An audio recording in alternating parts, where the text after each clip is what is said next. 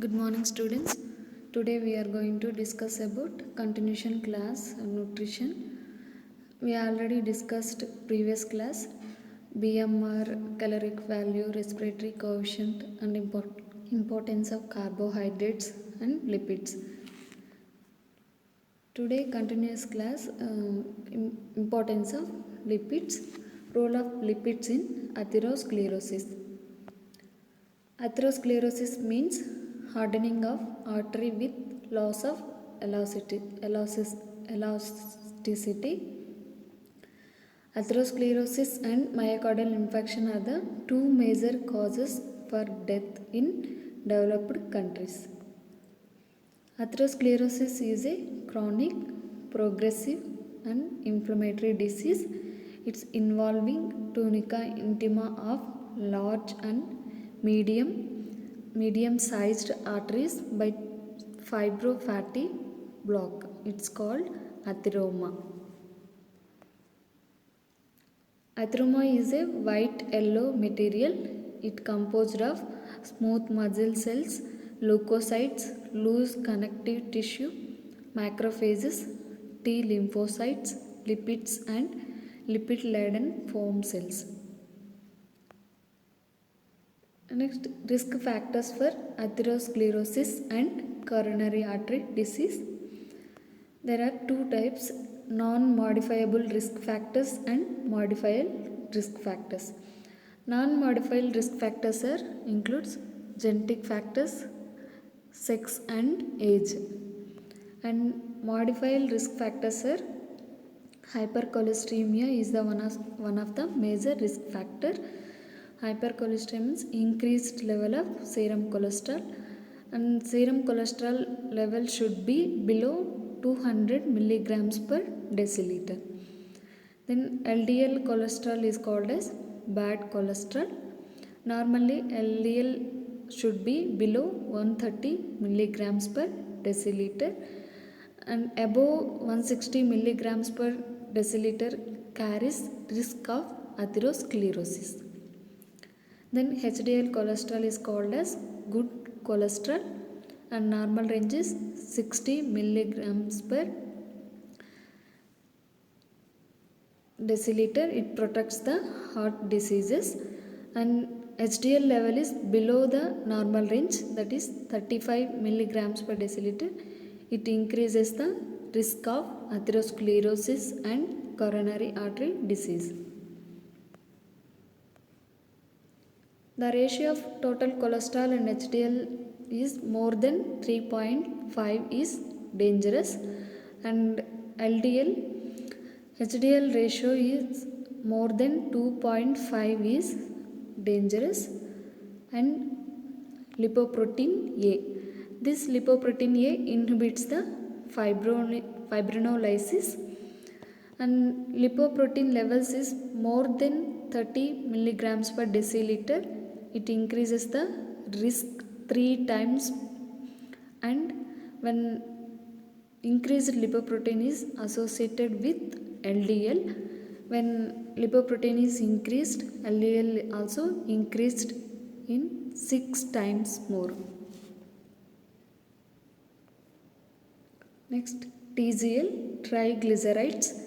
Triglycerides is more than 200 milligrams per deciliter is injurious to health. Next, cigarette smoking. It increases the risk of atherosclerosis and coronary artery disease. And diabetes mellitus, this is the one of the major risk factor for coronary artery disease. Hypercholesteremia, hypertension, diabetes mellitus are the 3 major risk factors for atherosclerosis and coronary artery disease. Homocysteine level. Plasma homocysteine level is more than 15 micromoles per liter. It increases the rate of coronary artery disease. This is the best marker for coronary artery disease. And HSCRP, this is the predictor of future coronary artery disease. These are the risk factors for coronary artery diseases and atherosclerosis. Next, fatty liver. What is fatty liver? Deposition of excessive accumulation of triglycerides in the liver cells is called as fatty liver. Normal accumulation of fats contain 1 to 5% of total weight of the liver. What are the causes for fatty liver? Decreased mobilization of triglycerides from the liver and increased synthesis of triglycerides. Decreased mobilization of triglycerides from the liver. This may be due to impaired synthesis of VLDL. It's caused by absence of lipotrophic factors and impaired synthesis of apolipoprotein B and impaired synthesis of VLDL. These are the causes for fatty liver. And next, increased synthesis of triglycerides may be due to increased mobilization of fatty acids to the liver or increased synthesis of triglycerides in the liver. Then increased synthesis of triglycerides in the liver, it occurs after alcohol consumption. And increased synthesis mobilization of fatty acids to the liver, it is mainly seen in diabetes mellitus and increased fat in the diet. Next, coming to the nutritional importance of proteins. Till we discussed about nutritional importance of lipids and now nutritional importance of proteins. Proteins are building block required for the growth and reproduction, and total 10 to 50% of energy is required by the body is supplied by proteins. 10 to 50% energy is supplied, and when sufficient carbohydrates are present in the diet, proteins are not used for energy purpose. It is called as protein sparing effect of carbohydrates. What is protein sparing effect of carbohydrates means? When sufficient carbohydrates are present in the diet, proteins are not used for energy. During starvation, amino acids are used for energy. Then other functions of proteins are plays important role in the muscle contraction, transport of various substances, and defense function and respiratory function, structural role and acid-base balance, etc. These are the other functions of proteins. Next, proteins present in the diet are two types. One is animal proteins and vegetable proteins. Animal proteins: meat, fish, egg and milk. These animal proteins are first class proteins with high biological value. And second one is vegetable proteins. Soya beans, cereals, pulses are the major vegetable proteins. It belongs to second type of proteins with low biological value. Then RDF are proteins. In adult male 55 grams per day, adult females 45 grams per day.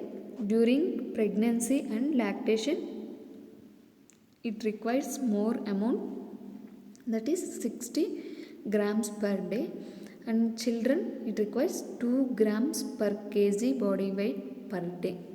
These are the RDFR proteins. Next is amino acid composition of proteins. Proteins are made up of 20 standard amino acids. It's depending on the nutritional requirement. They are classified into essential, semi-essential and non-essential amino acids. 20 standard amino acids, 8 are essential and 2 are semi-essential, and remaining 10 are non-essential amino acids. Then limiting amino acids. What is the limiting amino acids? Certain proteins are deficient in one or more essential amino acids. That is called limiting amino acids. If these proteins are supplied to animal or person, there will be failure of growth and weight gain. So the essential amino acids that are deficient in particular dietary proteins are called as limiting amino acids.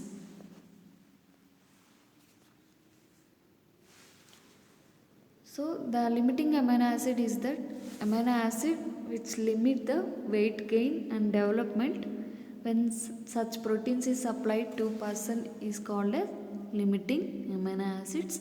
For example, pulses are deficient in methionine but rich in lysine. Same like cereals are deficient in lysine but rich in methionine. Then fish oil is deficient in tryptophan. Millets and meats are deficient in methionine. Rice is deficient in lysine and methionine. This problem may overcome by taking mixture of proteins in the diet. Combination of pulses and cereals will cancel each other deficiency and becomes first class proteins. Next, coming to the nitrogen balance. What is nitrogen balance? Nitrogen balance is defined as quantitative difference between nitrogen intake and nitrogen output. There are three types. One is nitrogen equilibrium, positive nitrogen balance and negative nitrogen balance. What is nitrogen equilibrium means?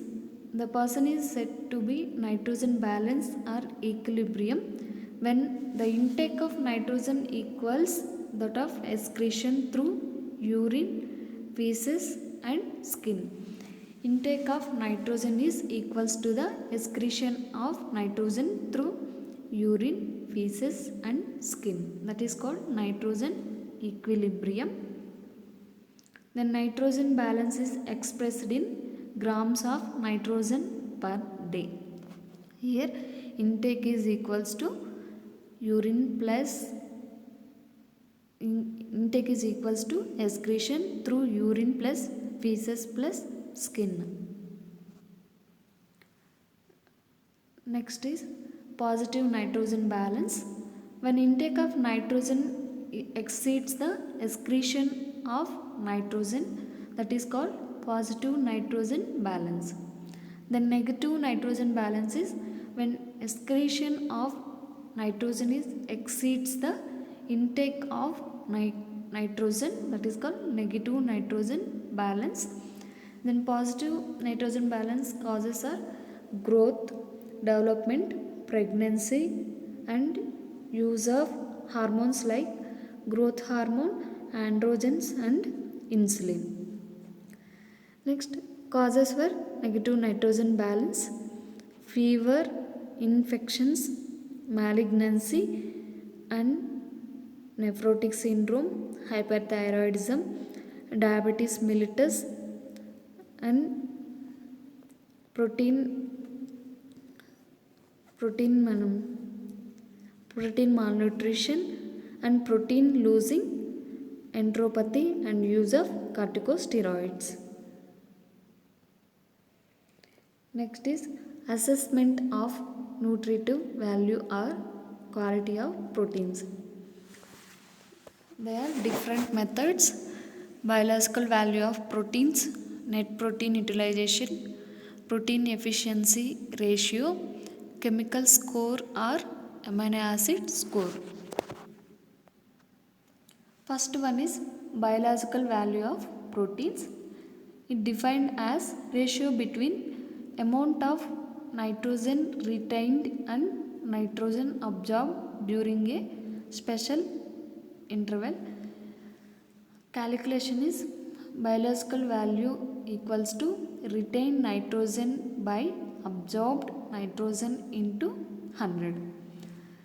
Poor protein give experimental animal as they only the source of nitrogen and nitrogen excretion in urine and feces are measured. For suppose 127 milligrams of protein is given to animal in day, 4 milligrams is recovered in excreted in feces and 24 milligrams is excreted in urine. So remaining is retained in the body. Here for example, amount of nitrogen ingested is 127 milligrams and absorbed is 4 milligrams and retained is 123 milligrams. The importance of biological value is it is the index of quality of proteins, and higher the biological value, higher biological value is the quality of proteins. Second one is net protein utilization. It defined as the percentage of ingested nitrogen retained in the body. The nitrogen retained by nitrogen ingested into 100. Importance of nitrogen protein utilization is it is also same like biological value, index of quality of proteins, and also indicative of digestibility of proteins. Next is protein efficiency ratio.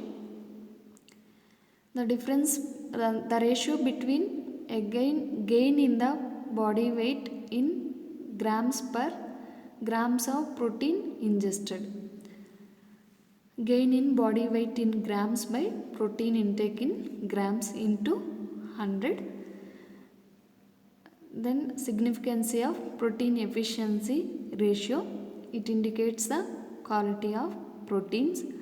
Then higher quality of protein efficiency ratio is the higher quality of proteins and protein rich in essential amino acids. Next is chemical score or amino acid score. The ratio between content of most limiting amino acids in test protein to content of same amino acids in reference proteins into 100. Significance is indicator of quality of proteins. These are the different types: biological value and protein efficiency ratio and chemical score. Next is disorders associated with dietary proteins. This is the very important question for essay. Then PEM means protein energy malnutrition is the one of the most common nutritional disorder. It's associated with proteins in developing countries like India. It is especially seen in childhood. There are two extremes of protein energy malnutrition. One is marasmus and kwashiorkor, and both marasmus and kwashiorkor. What is marasmus? Marasmus is most common than kwashiorkor, and it is primarily due to deficiency of calories and secondary to deficiency of proteins. Primary is deficiency of calories and secondary is deficiency of proteins. Next, kwashiorkor, it is primary due to deficiency of proteins along with adequate calories, whereas marasmus and kwashiorkor refers to the combined form of protein energy malnutrition, and it is characterized by muscle wasting, which is characteristic feature of marasmus, and whereas edema characteristic feature of kwashiorkor. Next is difference between the marasmus and kwashiorkor. First one is more common than kwashiorkor, and kwashiorkor is less common than marasmus. Its marasmus is seen in less than 1 year, and kwashiorkor is mainly seen in children 1 to 5 years age. Then cause is early adult weaning with concomitant use of dilute and inadequate dietary formula. This leads to repeated infection and gastroenteritis. Then kwashiorkor causes premature termination of breastfeeding following use of over diluted milk and fault feeding technique. Next is clinical features of marasmus: loss of weight and loss of subcutaneous fat, wasting of muscles. This leads to emaciation, and infant is hungry and continuously crying. Diarrhea is seen in marasmus, and skin becomes thin, flaccid, wrinkled mouth, and mucous membranes become reddish. Then clinical features: body weight is reduced, and there is no loss of subcutaneous fat and not emaciated, and diarrhea is common in kwashiorkor, and skin becomes thin, hyperpigmented, exfoliated, and dermatitis are commonly in kwashiorkor, and hair becomes thin, dry, and brown or reddish color. Then here edema is absent in marasmus, and edema is a character feature of kwashiorkor. This is the main difference between kwashiorkor and marasmus. Edema is absent in marasmus, and edema is characteristic feature of kwashiorkor. Next is biochemical changes. Hemoglobin and hematocrit values are slightly decreased in marasmus, whereas mild to moderate anemia is present in kwashiorkor. BMR is decreased in marasmus, and total serum proteins are slightly decreased, 5 to 6 milligrams per deciliter, and total serum proteins are very decreased, means below the normal range, 5 grams per deciliter in kwashiorkor. Albumin is slightly decreased in marasmus, whereas albumin is severe albumin is decreased in kwashiorkor, and Ag ratio is normal in marasmus. Ag ratio is reverse in kwashiorkor. Lipid profile is normal in marasmus, and total serum cholesterol, triglycerides, lipoproteins are decreased in kwashiorkor, and no fatty liver in marasmus. And fatty liver is most common cause of kwashiorkor, and hypoglycemia is the not feature, and hypoglycemia is most common in kwashiorkor. Serum electrolytes are normal in marasmus.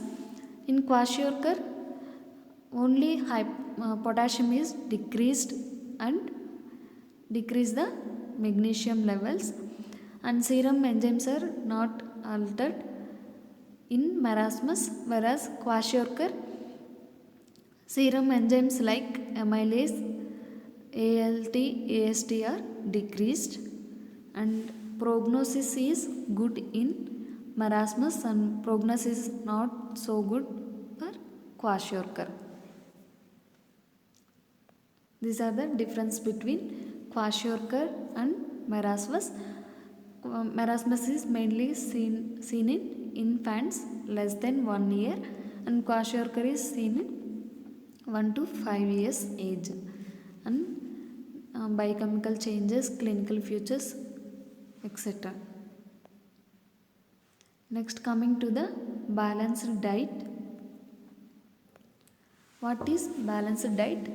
Balanced diet is defined as which contains different types of foods containing essential nutrients in such quantities and proportions that are required for energy, minerals, vitamins and other nutrients is adequately meant for maintaining the normal health and vitality and general well-being, and also makes small provisions for extra nutrients to withstand short duration of illness or leanness. Balanced diet is defined as which contains the variety of foods containing essential nutrients in such quantities and proportion. It's required for the energy, that are minerals, vitamins or nutrients are adequately required for the maintaining the normal function of the body.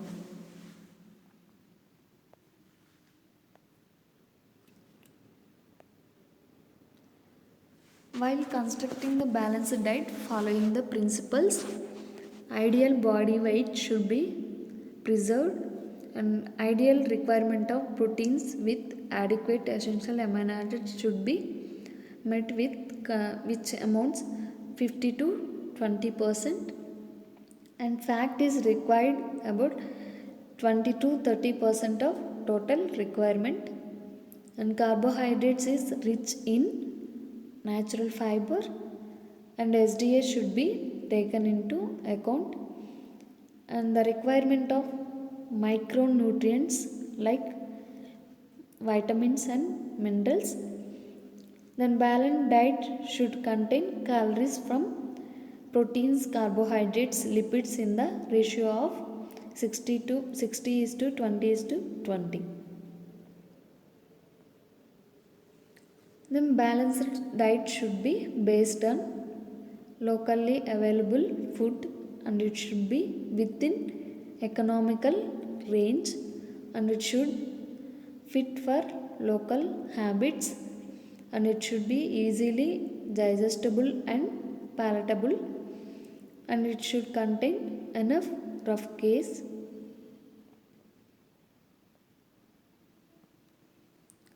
The dietary pattern varies widely in different parts of countries, and it depends upon the type of food produced and imported, climate condition, economical capacity, religion, customs and habits of people. Indian diet is composed of cereals, pulses, vegetables, roots and tubers, milk and milk products, oil, sugars and groundnuts. Meat, egg, fish are present in non-vegetarian foods. In case of vegetarians, is additional intake of milk and pulses are required. And these are the balanced diet for adult man. Different foods and sedentary work, moderate work and heavy work. And sedentary work, vegetarian, non-vegetarian, moderate work also vegetarian, non-vegetarian and heavy work.